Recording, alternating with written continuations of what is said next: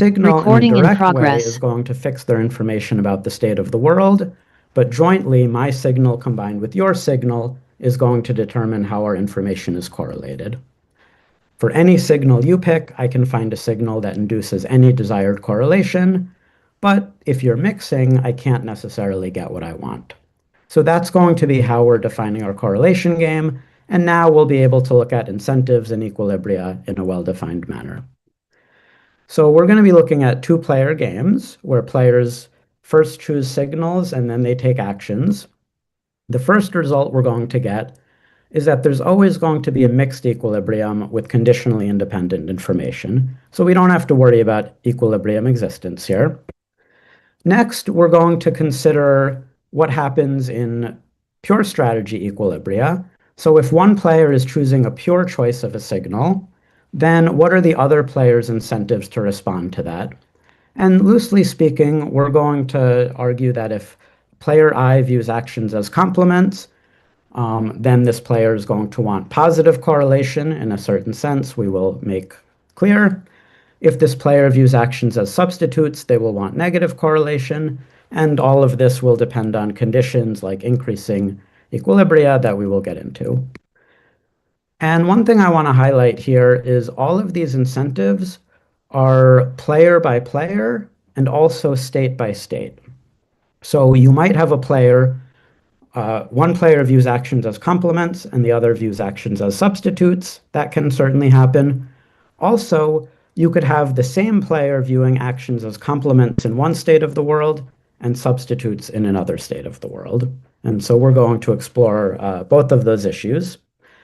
So after we present the general results, we'll then give 3 examples.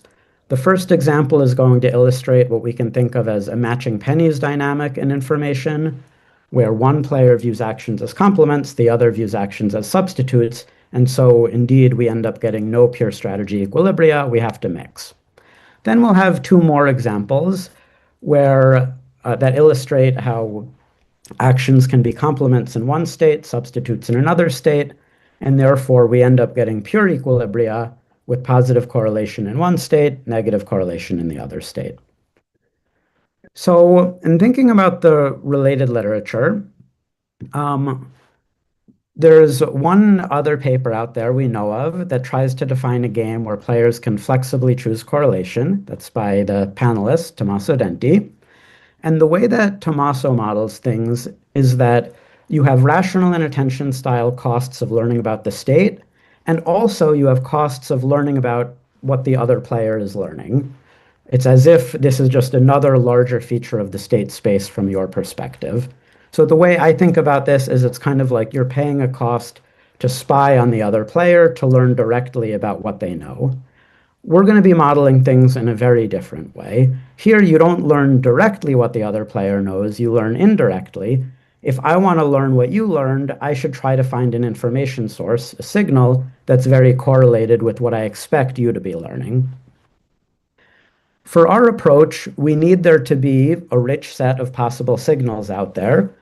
And we're going to take advantage of the modeling device of partitions of an augmented state space that Emir has been working with in a number of papers now. He introduced it in a paper with Matt Jensko in 2017.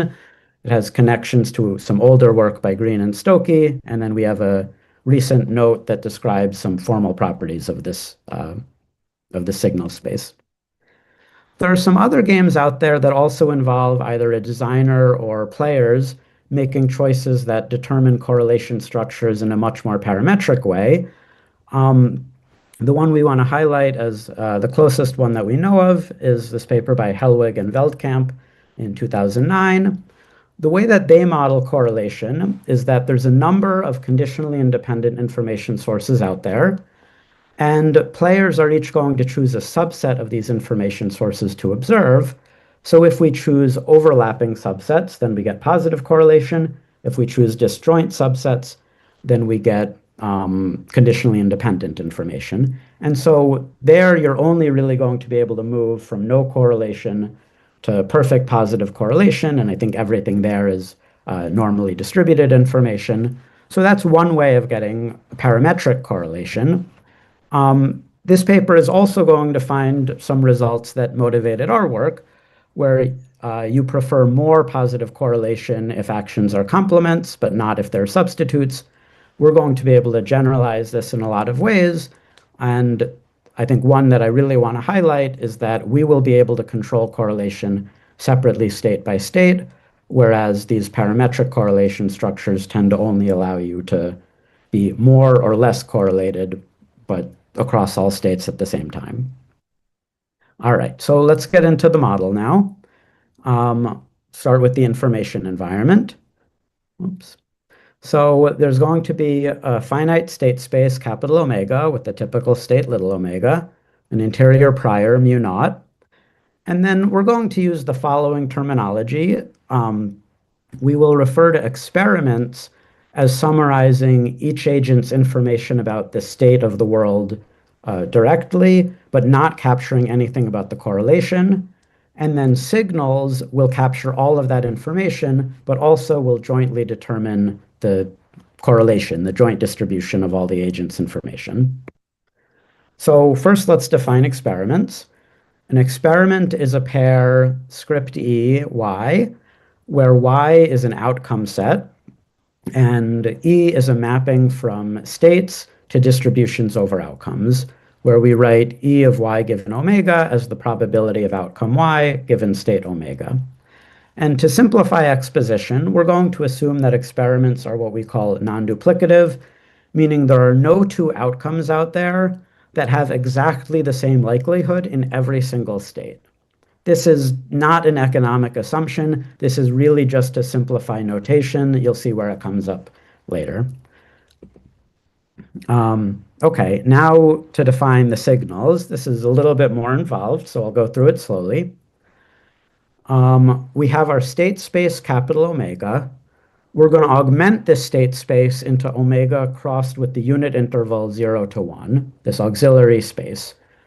So the state is going to be drawn according to omega, and then we have this auxiliary variable x that's going to be drawn uniformly over the interval 0 to 1, that's going to resolve uncertainty conditional on the state of the world. So it'll tell us what the noisy signals are going to observe. Specifically, a signal is going to be a partition of this augmented space, omega cross 0, 1. And as a standard with partitional information, a signal realization is then going to be a partition element, meaning a subset of omega cross 0, 1. And the interpretation is as follows. We draw the state omega, we draw this auxiliary variable x in 0, 1. So omega and x live in one of the partition elements. That's the partition element that we observe according to this information structure. And we're always going to assume finitely many measurable partition elements. All of that's a bit abstract, and so I think the picture makes it a lot more clear. Imagine we have binary states, so omega can be either left or right, L or R. Here's an example signal pi on this space. It has two signal realizations. One of them, A, is likely in state L and unlikely in state R, where you can read the likelihood directly off of the picture because we're drawing this auxiliary variable uniformly, and so the likelihood is exactly just the measure in that interval. So A has a 3/4 measure in the left interval. That means it's likelihood 3/4. In the right interval, we draw A with probability 1/4, and the reverse for B. So that's an example of a signal. Just to, again, highlight some notation, we say that signals have realizations, experiments have outcomes. So I'll try to be careful to keep that clear. We say that a signal pi induces an experiment EY if there exists some bijection F taking outcomes into realizations where the probability of outcome Y in a given state omega has to be equal to the probability of the realization F of Y in state omega. So if there exists such a bijection, then we say that signal pi induces experiment EY. And now you can see why we made this assumption about non-duplicative experiments. As long as experiments are non-duplicative, if such a map exists, it's unique. There's only one outcome that can be associated with each experiment. And so we can then leave this implicit. We don't have to keep telling you every time we talk about a signal in an experiment, what is this mapping? Because there's only one, so that's the one it is. So here's an example of signals inducing experiments. Imagine we have an experiment with two possible outcomes, YL and YR, where YL has a 3/4 likelihood in state L, 1/4 likelihood in state R, and YR is the reverse. Well, here are two different signals that induce that experiment. The first one we've already seen. The first one is experiment pi that has realizations A and B, where A is associated with YL and B is associated with YR. Then we have pi prime, that's a different experiment that induces the same, a different signal that induces the same experiment, where here realization C is associated with outcome YL and realization D is associated with YR. So hopefully the pictures make things clear. All right, a little bit of a mathematical detour now. Take any two totally ordered sets, Z alpha and Z beta, where we're going to think about experimental outcomes as being ordered, and later when we introduce a game, we're going to be thinking about actions as being ordered. Say that a joint distribution on Z alpha, Z beta is comonotone if any 2 points in the support, if you're higher on one dimension, then you must also be weakly higher on the other dimension. That's comonotonicity. And then a joint distribution is countermonotone if when you're higher on one dimension, you must be weakly lower on the other dimension. That's countermonotonicity. Then say that a function phi on Z alpha cross Z beta is supermodular if it satisfies increasing differences.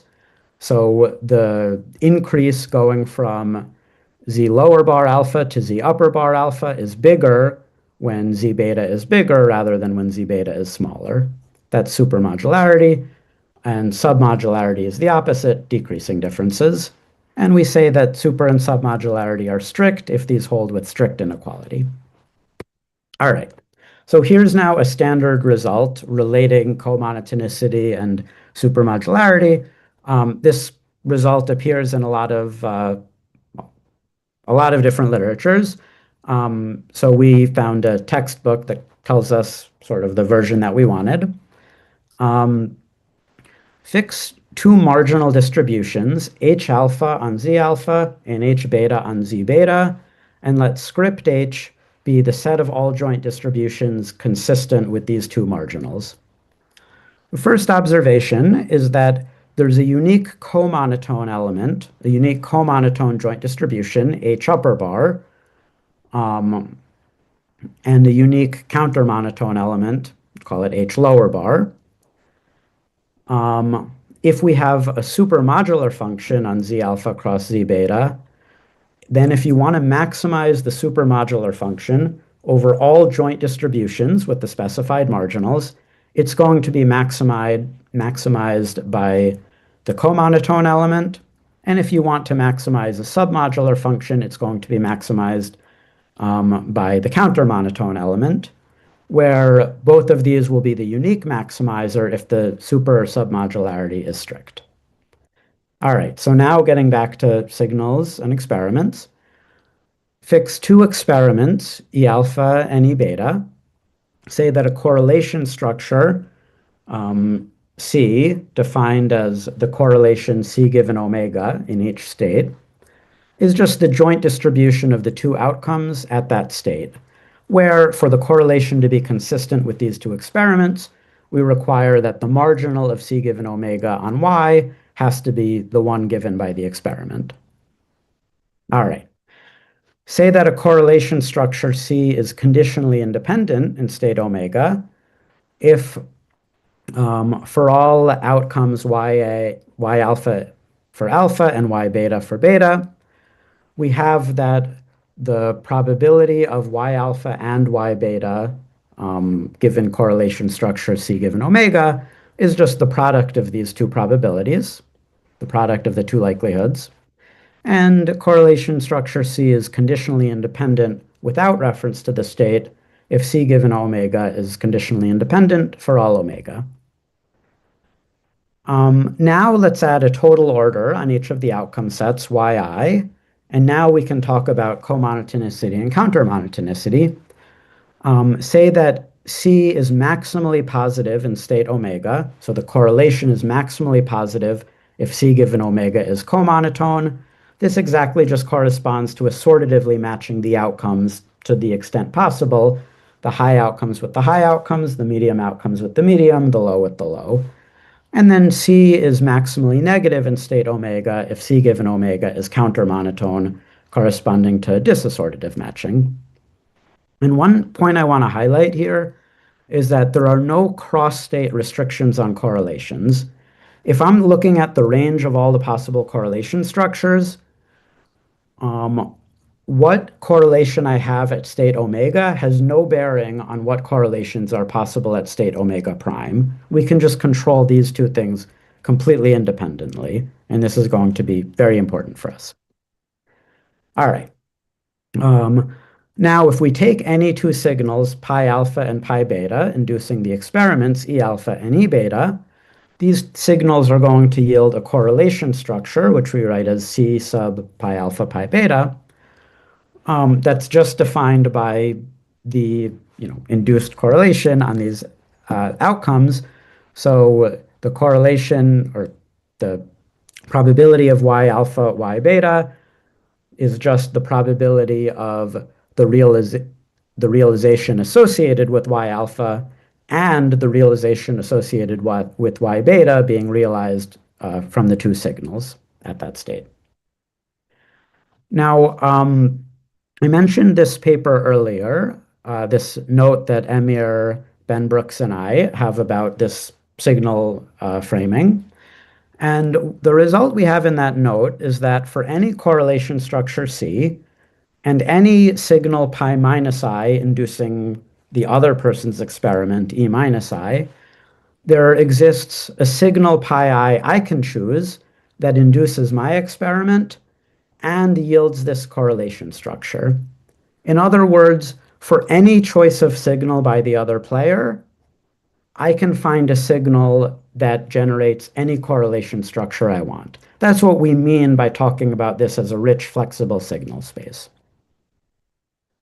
How do we actually go about generating these maximally positive or maximally negative correlations?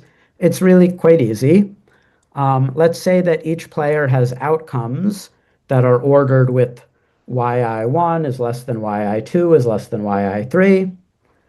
Then, for no reason at all, just for simplicity, let the signal for player alpha, pi alpha, be increasing from left to right in some state. So we're looking at a particular state omega here, and then the bolded y alpha 1 is the realization of the signal associated with outcome, the lowest outcome. Y alpha 2 is the realization associated with the second lowest outcome. And we just order these realizations from left to right with however much measure they need as specified by the signal. So if you have alpha's signal increasing from left to right, if we want the maximally positive correlation, let's just order beta's signal left to right as well. That's the pi beta up arrow. And if we want the maximal negative correlation, let's just order them decreasing from left to right. That's the pi beta down arrow. So, of course, we could, if alpha chose any other signal, we could find signals for beta that also induce the positive and negative correlation, but easiest to explain with increasing from left to right. Can I just ask a clarification here? So what you're saying is, take pi alpha. I don't have to replicate pi alpha. In fact, I can have these intervals, if I am beta as wide as I want them, But if I want, say, positive correlation, they need to be, say, increasing or something. If the ones for alpha are increasing, so they could be wider, they could be narrower, but they have to have a certain order amongst them. And negative correlation, the reverse. Or is this wrong? I would say it's not required, but this is a simple way of generating the positive or maximally negative correlation. I mean, just visually, you can see this is going to give us the most assortative or most disassortative matching between these outcomes, conditional on the specified likelihood of each one. So this is just a simple construction. There are, of course, other ways you could have constructed this. So, okay, so sorry, but the pi b upper arrow is unique, or is it just one of the possible? Is just because you say the maximum. It's not necessarily unique. There could be, there can be some ways of, I don't know the picture here. Often there are other ways of keeping the same joint distribution of the y alpha and y beta with kind of shifting intervals around. So this is not necessarily unique, but it's just a simple way of guaranteeing that you get it right. Okay. All right. Thanks. All right. So remember, we're building. Sorry, can I jump in with another question about formalism? So this is a question maybe both for you, Alex, and for Tommaso. So just in your terminology, thinking about so this is maybe jumping ahead because you haven't defined the game yet, but looking ahead, thinking about the difference between your modeling approach and what Tommaso did in his job market paper. Obviously, there are differences because in his setting, there are costs over the information structures. Here, you're going to be fixing the experiments and just picking the correlation structure with no costs. But just in terms of the strategy spaces, is it fair to say that in his setup, the players are directly choosing what you're calling the correlation structure? And in your setup, you're actually fixing the underlying probability space that's generating those correlation structures, or is there something more? I mean, I think there's more subtle. I mean, there's like a key difference that we're thinking about an equilibrium where players choose signals independently, and so I have a conjecture about what you're going to do. But if you do something different, I never learn that you learned something different. Whereas I think in Tommaso's approach, you are actually directly learning about what the other person does. So if they do something different, you learn something different. Or if they get different information, you learn something different. So I think that's like what we think of as a key distinction. Good. I see. So in equilibrium, the two formalisms should be basically equivalent in the sense that you can induce any correlation structure you want. But when thinking about possible deviations, I don't think that they would be equivalent. I think we would get different equilibria because we just generate different games. Okay. For instance, I recall Tommaso's first he has costs, which is going to change everything. But I think equilibrium is not necessarily guaranteed in his game, for instance. Okay, thank you. All right. Okay, we're building towards this game where the players choose signals, potentially with randomization. So we also want to talk about the possibility of a mixture of signals, not just a fixed signal. So we say that a mixture of signals induces an experiment if each signal in the support induces that experiment.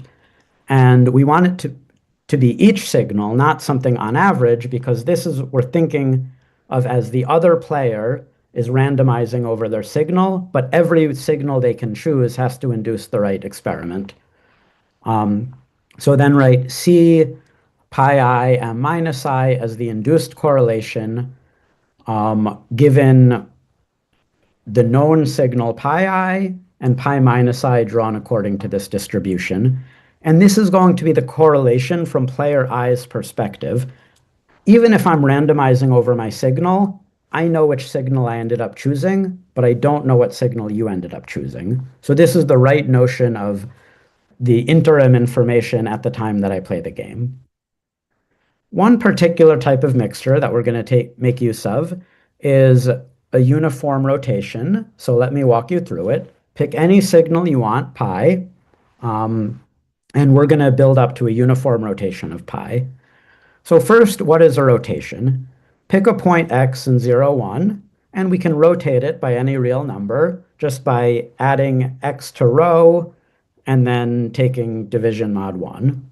So 0.1 rotated by 0.6 is 0.7, 0.7 rotated by 0.6 is 0.3, because we go across 1 and then we roll back. Now we can rotate a signal realization by rho by remembering that a signal realization in each state is just an interval of points. Let's just rotate every point by the value rho for each of the intervals. Then we can rotate a signal pi by rho by rotating each of its realizations by rho. And finally, we have a uniform rotation by rotating the signal pi by a uniformly drawn variable rho. All right. Why do we introduce uniform rotations? Because they're going to have a really nice property for us, which is that for any signal pi and any base signal pi hat minus I, the correlation between pi I and the uniform rotation of pi hat minus I is conditionally independent. If the other person is uniformly rotating, there's nothing I can possibly do to correlate with them from my perspective. So this is going to be useful for us. Alex, just a technical question on the, so are you considering only mixtures of signals where the mixture has finite support, or otherwise kind of like? No, because you notice that the uniform rotation does not have finite support. So each signal has finitely many realizations, but the mixed strategy can be continuous. So what's the measurable structure on the set of signals? Is there an obvious one? Maybe I'm missing it. So the signal itself is finitely many elements. That's going to keep things very simple for us. So each partition element, just a subset of omega cross 0, 1, is assumed to be measurable. That's what a signal is. And then we... No, my question is, so a mixed action, a mixed strategy in general is a probability distribution, right? Yeah. So to define a probability distribution, you need to have like, let's say, a sigma algebra. So here you are mixing over partitions.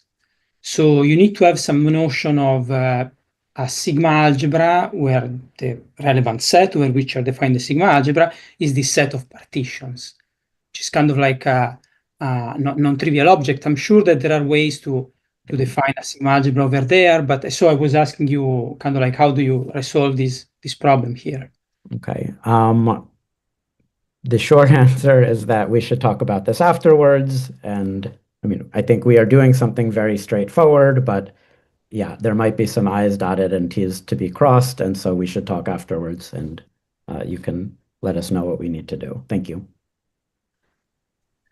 So a less sophisticated question about the definition of mixtures.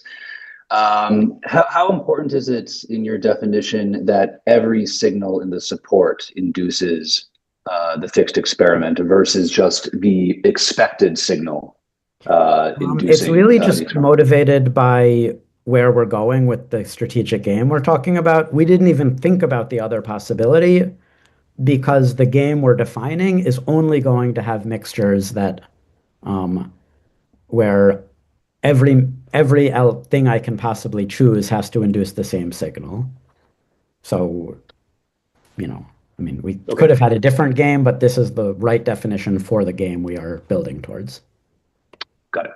Which is a great segue into the game. So a two-player correlation game between players alpha and beta consists of a finite state space omega, an interior prior mu naught, experiments E alpha and E beta, and then compact action sets and utility functions for each player. We're also going to add orders on y, I, the outcome sets of the experiments, and AI, the action sets of the players, just to help us describe what's going on and describe the results. So we'll use the standard greater than equals for the outcome set yi and the triangle greater than equals for the actions ai. The timing of the game is then as follows. Each player is going to privately choose some signal pi I that induces the experiment ei. Players are going to privately observe the outcomes of the experiment corresponding to the realizations of the signal. And then we have the action stage where each player chooses their action and we get payoffs. Formally, what players are going to do is choose a strategy gamma I, which is a mixture over signals pi I and action strategies sigma I, where sigma I is a mapping from experimental outcomes into actions. So we're going to write this as a mixture over pure strategies. An action strategy sigma I is going to be increasing if higher outcomes correspond to higher actions, and strictly increasing if higher outcomes correspond to strictly higher actions. A strategy profile is an equilibrium if every pure strategy in the support maximizes player I's expected utility given the other player's strategy gamma minus I. Here are some. Alexa, Yep. How do you think that? So, what's your take on the fact that here are all possible signals that induce the same information about the payoff relevant state are equally costly? So you think of it as kind of like a first theoretical benchmark, and then maybe you want to add in an extension. That's exactly how we're thinking about it. We're really just trying to focus on, the game we define. We could imagine adding a cost of every possible signal you could choose, and then that would define a meaningful game where we just have flexible costs of information, including costs of potentially correlating.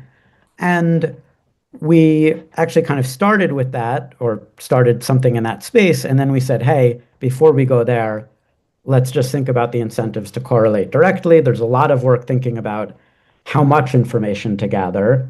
Let's just try to laser in on incentives to correlate. And as you're saying, this isn't necessarily the most natural game in terms of applications, but it's the one that lets us really kind of zoom in on just the incentives to correlate information, which was our goal. And in your mind, these signals are information sources, kind of ultimately, kind of like newspapers, everything, this kind of thing. Okay. Yeah. But of course, we are working in a very abstract space that after we get our results might then be hard to translate back into so what does this mean about newspapers? We are, certainly on the same page with you about that, I think. All right.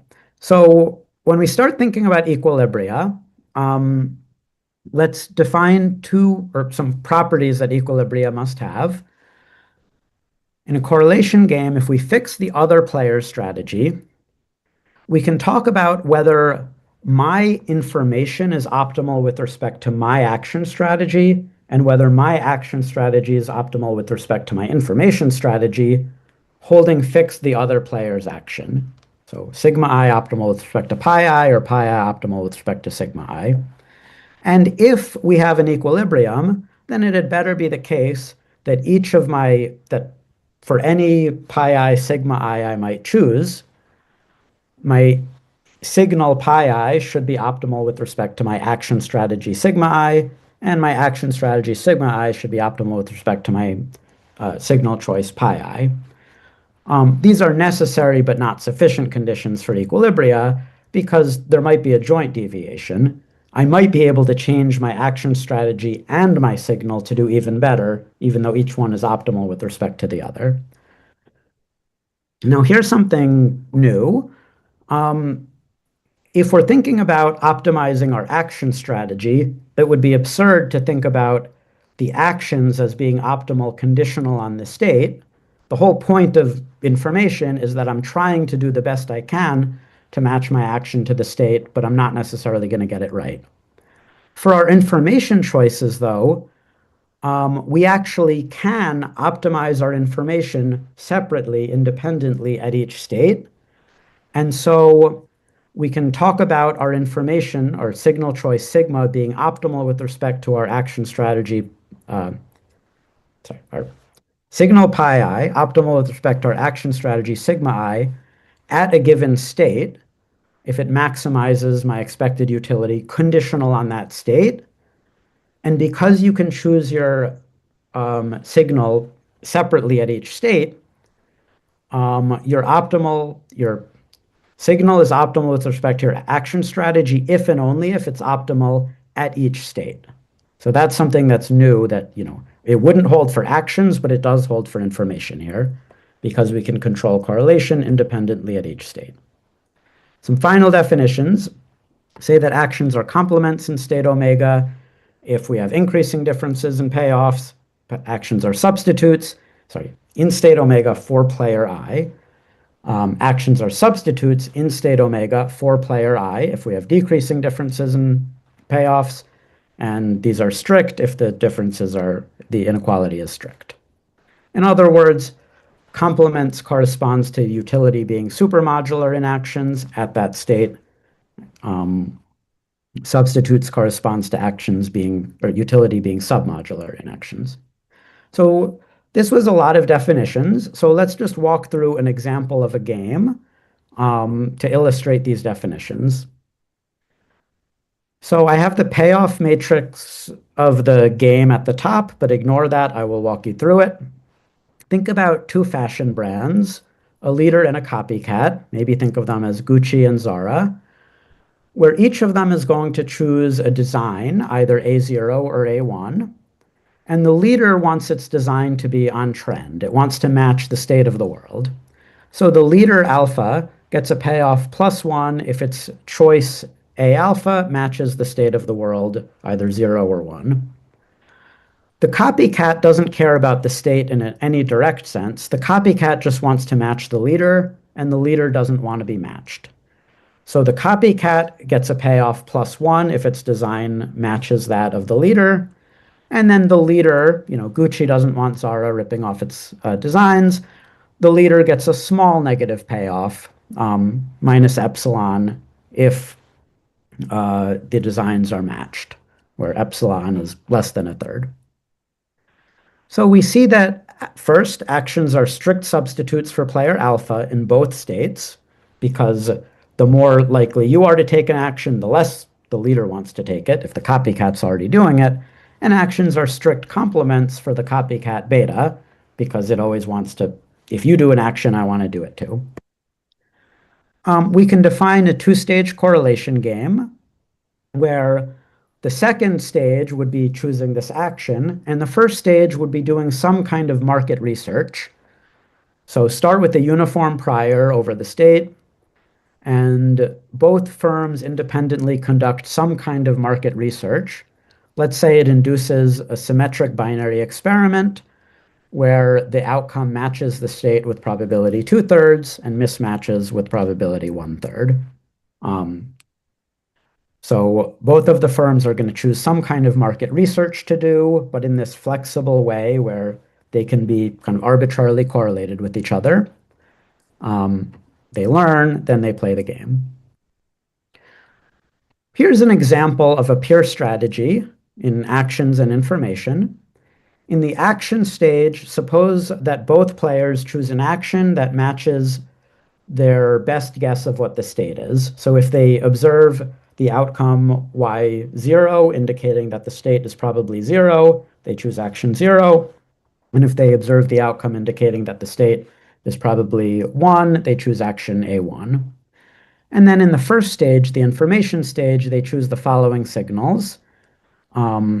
Pi alpha, or alpha chooses pi hat alpha here, and beta chooses pi hat beta.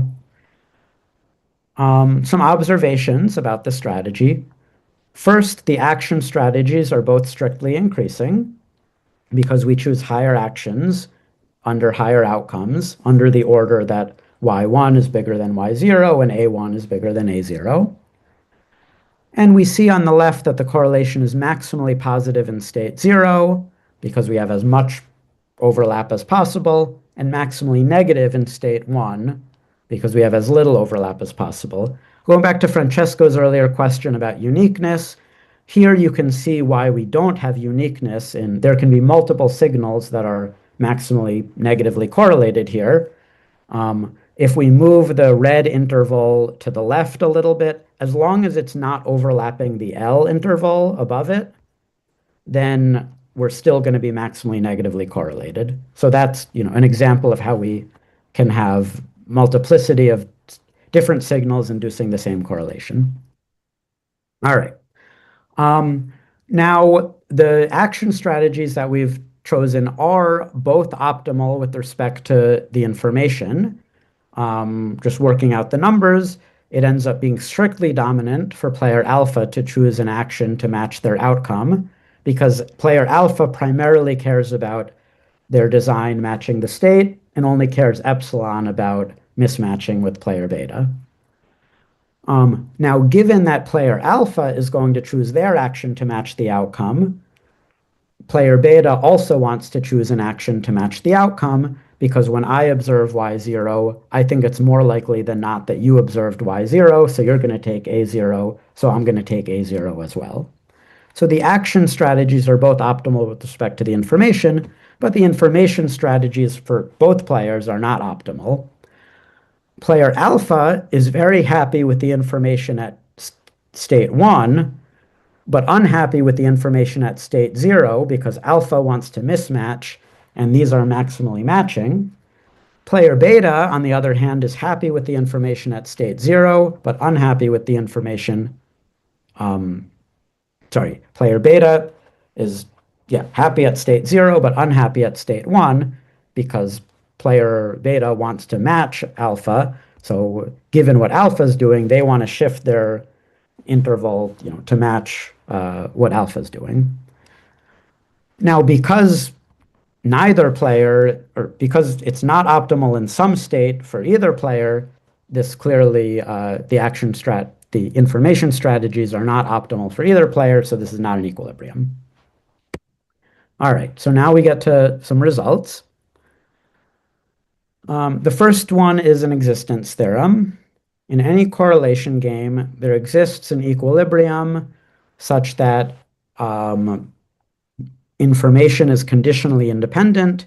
In fact, it's conditionally independent from my perspective, no matter what I choose, because you're going to be mixing in a way that makes it hard for me to know what you're doing.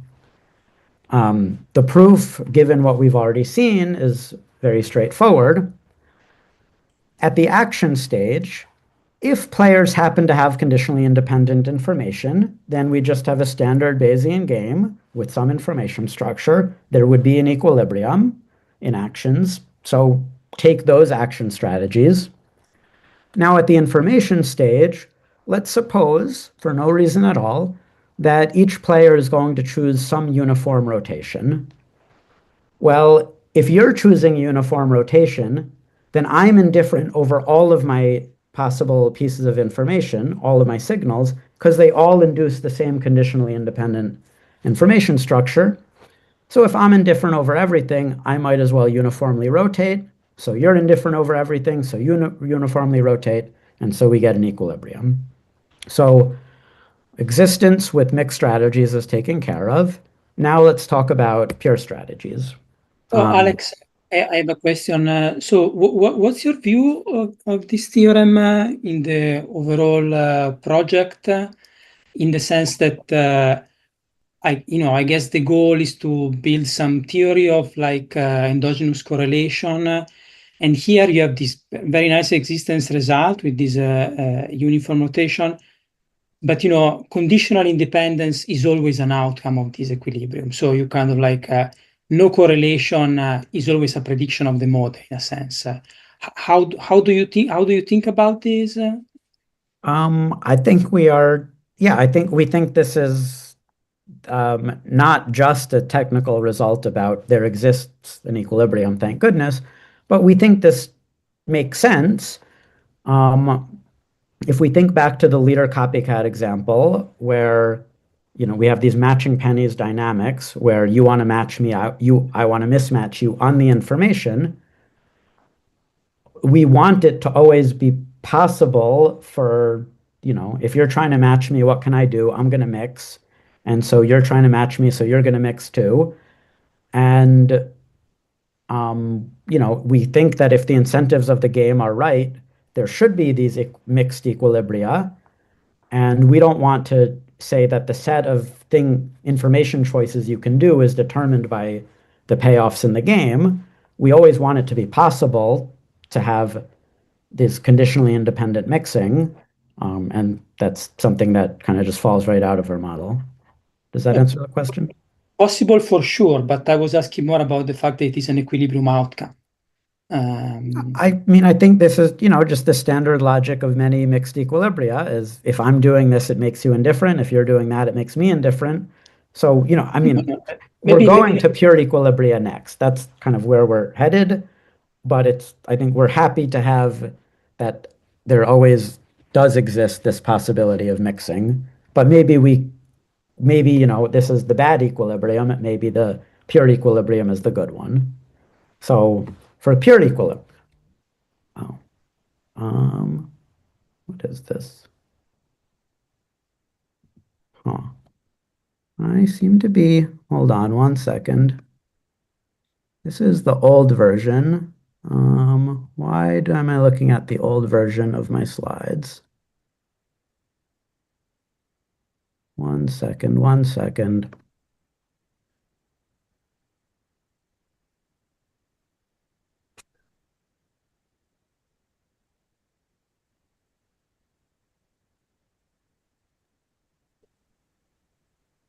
If you need to change slides, you want to stop screen sharing and we can wait a minute. Yeah, I'll just go with it. I can, Okay. Yeah. Sorry about that. But so the first result I want to talk about, the main result I want to talk about, which apologies for this mix-up, is that suppose that the other player chooses a pure strategy where their strategy is increasing, and consider any increasing strategy for yourself. If actions are complements for a player, then any signal that yields maximally positive correlation is going to be optimal with respect to my actions, and any signal that induces and if actions are substitutes for player I and state omega, then any signal that induces maximally negative correlation is going to be optimal. If these are strict, so if we have strictly increasing action strategies and strict substitutes or complements, that's what's supposed to be on the slide, then this is going to be an if and only if condition, that the only way of being optimal with respect to my optimal with respect to my actions is by choosing these maximally positive or maximally negative correlations. So first, I kind of often think about this as a characterization of best responses, but it's not really that, because a best response is choosing both pi I and sigma I. But here we're fixing sigma I. We're just looking at what's optimal for the information given a proposed action strategy. The intuition is very clear. Increasing strategies means that at any state, positive correlation of information corresponds to positive correlation of actions at that state. And as we saw with complements, our payoff is going to be maximized at the extreme positive correlation and vice versa for substitutes. And one thing I want to flag here is that this result is going to depend on the orders that we chose, because you can always reorder actions to make a strategy increasing, but maybe that's going to mess up whether we're complements or substitutes. In some sense, this is kind of,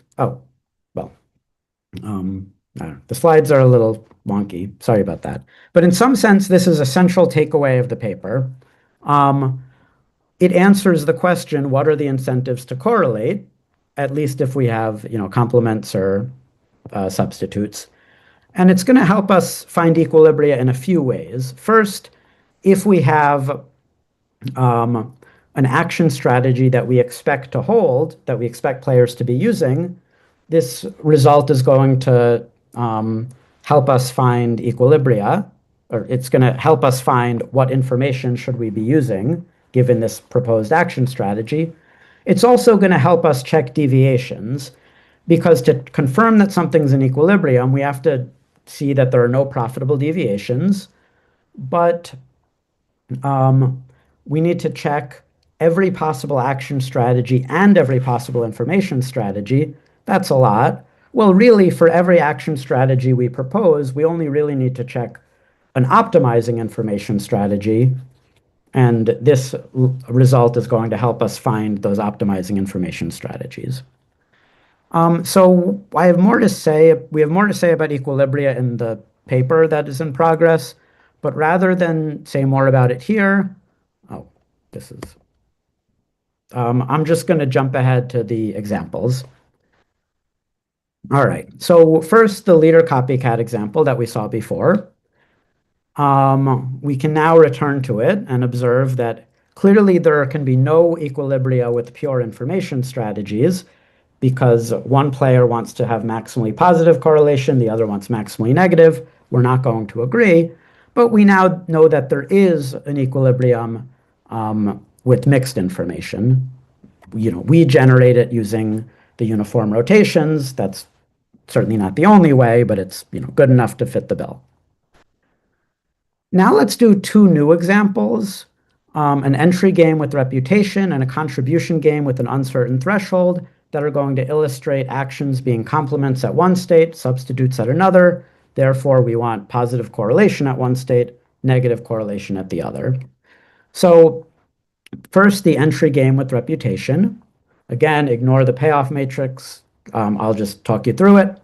You have two managers at competing firms, alpha and beta, that are each deciding whether to enter a market. There's a total revenue given by the state omega that's going to be shared between all of the entrants. It's either low or high.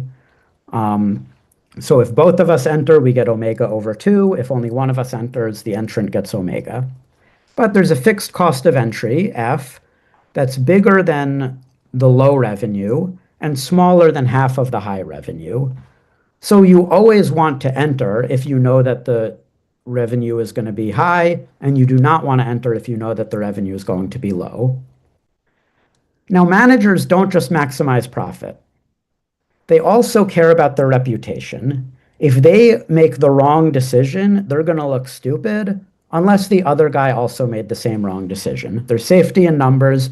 If I enter when the revenue is low, but the other person entered too, well, we can share the blame. I don't look that bad. Everyone was doing it. So you would pay a reputation cost K if you're the only one to make the wrong decision, either entering a small market or not entering a large market. The fact that we're competing for a shared market is going to be a force for substitutes. If you enter, the profit to me is going to be less from entering. But the fact that we have safety in numbers, if one of us is wrong, is going to be a force for complements, because matching your action protects my reputation. Notice that this force for substitutes is going to scale with the market size, whereas the force for complements, the reputation, is independent of the market size. So what we find is that actions are complements at the low state, substitutes at the high state. So if we define a correlation game, where in the first stage, you do some market research and you learn about the market, and then in the second stage, you take actions, then if we have an equilibrium in pure strategies, then the correlation is going to be negative at the low state, because we have complements. Sorry, maximally positive at the low state where we have complements, maximally negative at the high state where we have substitutes. So that was the entry game. Here's another game where we have substitutes at one state, complements at another. This is a public goods contribution game between two players, alpha and beta. Each player can choose to contribute AC at a cost of K or not contribute. And if the number of contributors is high enough, given by a threshold omega, then we get a benefit B for both players. Intuitively, actions are substitutes when the threshold is 1 and complements when the threshold is 2. If only one player's contribution is necessary, then me contributing makes you not want to contribute. But if if the threshold is 2, then actions are complements because you only want to contribute if you think I'm also contributing, because otherwise your contribution is wasted. Why do I say intuitively? Well, it holds if we order actions the same way for the two players, which seems pretty natural. Why would we ever not want to do it? Well, we have these results about increasing strategies. If you have symmetric binary experiments where you choose to contribute on the outcome that indicates a high threshold, that's going to be an increasing strategy if we have the order of not contributing below contributing. But if we have an action strategy where you contribute on the information that indicates a low threshold, that's going to be increasing under the opposite order. And at this point, we don't know what the equilibria are going to be. We want to explore different possible action strategies. These different action strategies are associated with different orders. And so this example is going to illustrate something new, which is thinking about orders not as something natural to the economics of the problem, but just as modeling devices. Won't go into the literature here, but there's actually a literature out there that's thinking about protest games or games of attacking a regime as games that can be complements in some cases, substitutes in others. And so that really was our motivation for defining this game here, where it just comes down to a single state, omega equals 1 or omega equals 2. If we have a correlation game with symmetric binary experiments with informativeness Q, players choose a signal, they observe the outcome, they take actions, then we can think about the optimal correlations under any possible pure equilibria. If either player chooses a constant strategy, then correlation is irrelevant. The point of correlating information is to correlate our actions. If your action's constant, no need to correlate. If we choose symmetric strategies, where both players contribute on the low signal or on the high signal, then we know that correlation should be maximally negative at the low state where we have substitutes, maximally positive at the high state where we have complements. But if we have asymmetric strategies where one player contributes on the high, the other contributes on the low, flipping the order on actions is going to flip whether we are complements or substitutes. So it's going to flip the optimal correlations. And so under asymmetric strategies, we're going to have correlation that's maximally positive at the low state and maximally negative at the high state. So we can now work out all the equilibria. We find a symmetric equilibrium where we both contribute on the high signal in this upper triangle, where we want to be negatively correlated at the low state, positively correlated at the high state. We find the opposite symmetric equilibrium for the lower triangle, where we want the same correlation. But where the two triangles intersect, we also have the two asymmetric equilibria where the correlation is going to be flipped. So I won't go into all of the full set of equilibria with all of the constant strategies as well. We can, of course, solve for that too. So I'm already a couple of minutes over time, so I won't read through this conclusion slide. I think the one thing I want to highlight is this first bullet point of what we have not done, which is we are proposing that maybe it makes sense to have negative correlation at one state, positive correlation at another state. How do we actually do that if we don't have some mediator who observes the state and designs, a computer program that correlates our messages? How do we actually think about real-life information sources that might be negatively correlated at some states, positively correlated at others? If any of you have ideas, we would love to hear them. So with a couple of minutes over, That's it. Thank you very much, Alex. So we open now the Q&A part of the talk. So I don't know, Tommaso, Alex, do you want to start? I don't know. For instance, Alex, do you want to start? Well, Tommaso, do you want to be Gucci or Zara? I'm happy to be leader or follower. I'll be your Zara. Okay, sounds good. So thanks for the great talk. Overall comments are, this is a very cool project. It's addressing some strategic questions in game theory and information economics that are sort of obviously important and that don't seem easy to formulate or analyze with other existing tools. One of the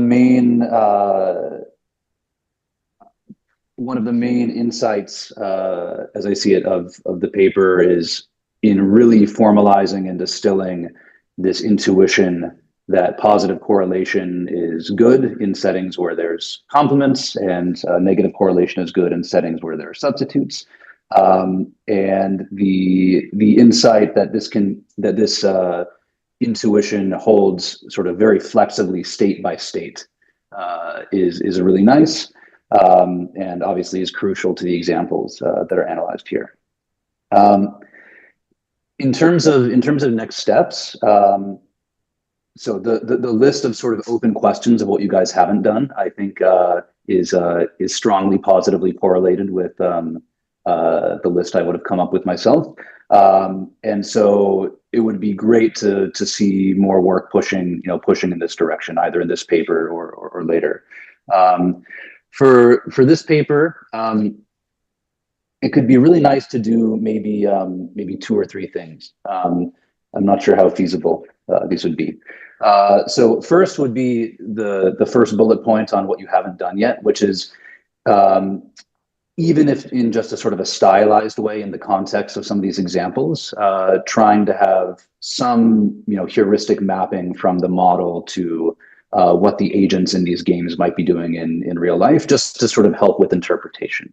I understand that's kind of not the purpose of this exercise per se, but for a broader audience, it might be useful.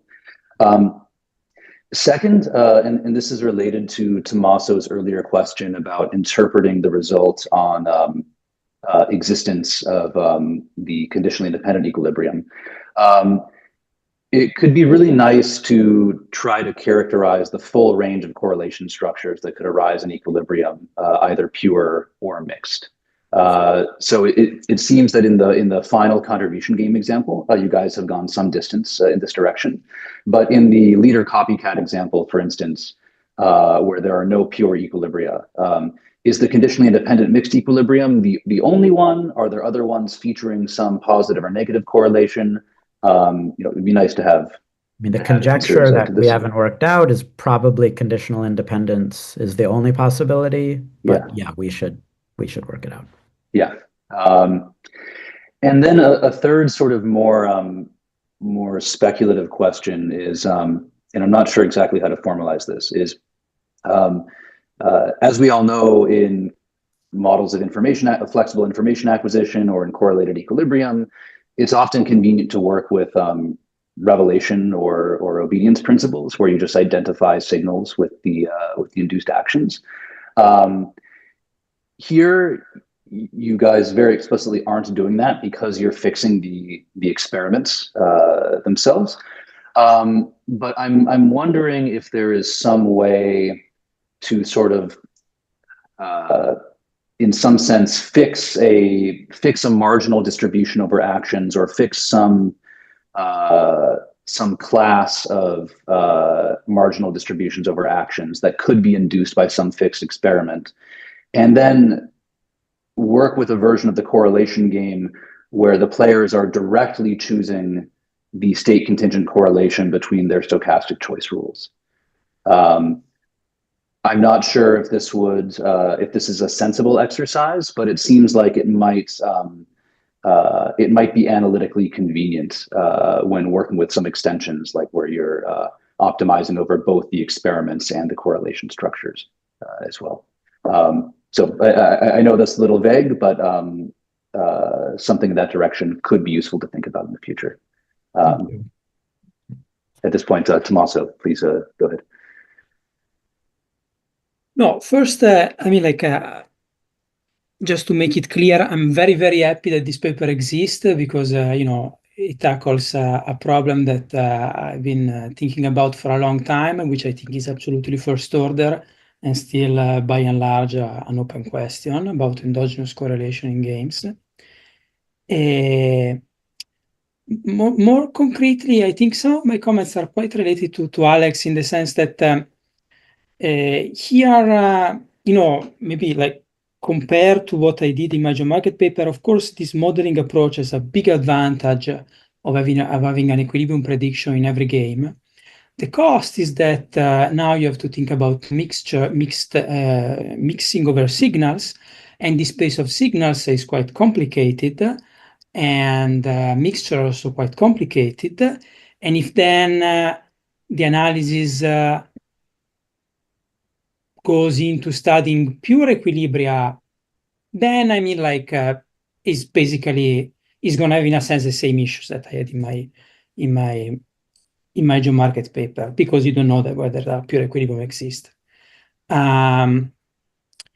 So a solution to this issue would be what Alex suggested, maybe trying to characterize the entire set of equilibria and maybe finding kind of like a simpler characterization of this set, which is basically it's kind of like the approach to this problem that I followed in the more recent paper with Doron Ravid. But, you know, in a completely different, you know, not that like it has anything to do with what I'm doing here, but conceptually. And so that's kind of like my main comment, kind of like to get existence. There is this price that we pay a little bit on tractability, and then, as Alex said, you know, I think you know, these papers by Elvin and Vedkamp and others, they talk about complementarities and correlations, but in a very applied sense, and this is by far the best version of that question that I've seen. So that's already kind of like, and it's already impressive that despite the fact that mixing over partitions is complicated, you are able to do so much with that in the paper. Well, I mean, it's really because we have this one nice mixture that works out cleanly. But yeah, I mean, of course, yeah, we definitely need to nail down the math about, you know, just the right sigma algebra or the right topology for these mixtures over signals to, you know, think about it more generally. And then, yeah, as you highlight, like, we don't have general results about existence of pure equilibria at all. You know, we spent some time thinking about this. There should be some, you know, there should be some conditions that, you know, when we combine with complements and substitutes, do give us guarantees of existence, at least for, you know, particular parametric games. But our focus was something else, and so we sort of worked out the examples and then just said, if we have pure equilibria, here's what must happen. And now let's just look at some examples. But yeah, definitely existence is something we could push more on. Thank you. So maybe, I mean, there's time for maybe one or two questions. So is there anybody in the audience that wants to formulate a question? Can I ask a question, actually?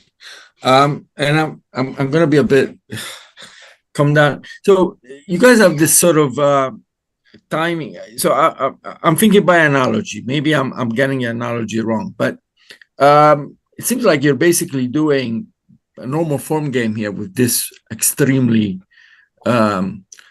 sophisticated apparatus on top, and you're getting, not surprisingly, the equilibrium mix strategies that often exist and so on and so forth. I'm thinking of sequential games. So here, you don't really, but it would be realistic to think, for example, in your Zara versus, what was it, Prada or something, Gucci. Example of, you know, I'm really a follower. I just, you know, so and I'm thinking the results are maybe they're not that interesting. They're probably very predictable, I suppose. But something like sub-game perfection applied to this kind of setting seems to me, I would be, if anything, from an applied standpoint, even if maybe from a theoretical one, they're not very interesting. Might be just to make sure that we understand what happens in those cases. Yeah. So we very intentionally defined a game where I choose a signal, I observe the outcome, and I choose an action before observing anything else about what you've done. And so we don't need to worry about any of this. And in some sense, we could have defined another game timing where we choose a signal independently, then I observe the signal that you've chosen. I don't necessarily observe the realization, but I observe your signal, then I do something else. That, I think, totally would have been a reasonable game to define as well. One reason we didn't was kind of working backwards from the results. We really wanted this existence of conditional independent equilibria. And the problem is if both of us are mixing, then it might just so happen that we choose the same signal and we are perfectly positively correlated or negatively correlated. And so then we're not actually conditionally independent in the action game. And so, there were a lot of timings that we could have chosen. This one seemed not crazy, and it also was just nice in terms of the results. But so to me, I mean, just as putting, I'm kind of laughing at myself, an applied hat on, because I don't know how these things are actually done by Prada and Zara and this stuff, but it seems reasonable to me. Yeah, exactly. But it seems reasonable to me that they won't do a state by state. So you can observe the overall strategy. You can observe, okay, whatever the state is, this is what we're gonna do. And so something along those lines, I think, would be interesting, because it seems that there is space for talking about this in a way that perhaps one could take and make it a little bit more applied and use it in for thinking about those kind of questions. We totally agree. Like this is clearly not a paper about market Zara. research by Gucci and Zara, but no, we absolutely would like to be able to take our insights and be able to talk about how someone could use these insights in an applied way, and we're still a bit distant from that at this point. Okay, thank you. Okay, thank you. So this is basically we're just at the end of the official time. So thank you. I mean, both Alex, thank you, Emir, thank you, Tommaso, for joining us today. So for everybody else, we're gonna remain a few minutes. So we're gonna stop the recording for just informal talk. Okay, so if you have any other question, you're invited to stay. So thank you. You forgot Alexander. I'll thank him for you. Oh, thank you. Sorry.